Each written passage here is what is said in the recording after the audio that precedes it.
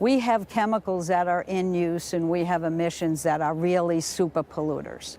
They're the ones that are very high in terms of their carbon emissions, and that's methane is one of them. It is highly global warming.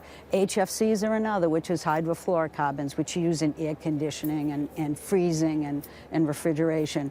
So the U.S. has moved forward with hydrofluorocarbon regulation, where by 2030 we will lower it by 85% the amount of hydrofluorocarbons emitted in the United States. That's a significant reduction because we can.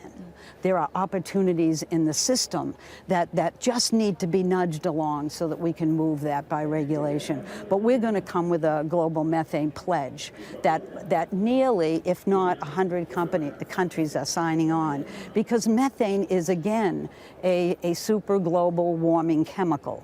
And so there are opportunities to actually, in the oil and gas sector in the U.S., to start reducing those emissions. We're going to do it by regulation and by working with the private sector. We're talking about our agriculture again. We have opportunities for reductions there. We're talking about pipelines and regulating them more effectively. And the whole value of this is it buys time.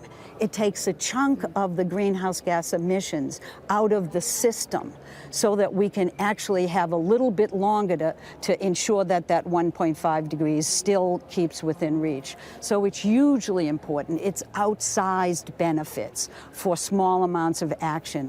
And frankly, in the U.S., when we look at the costs and benefits, it saves a ton of money. Because if you're working in the oil and gas sector, all you're doing is emitting your product if it's natural gas.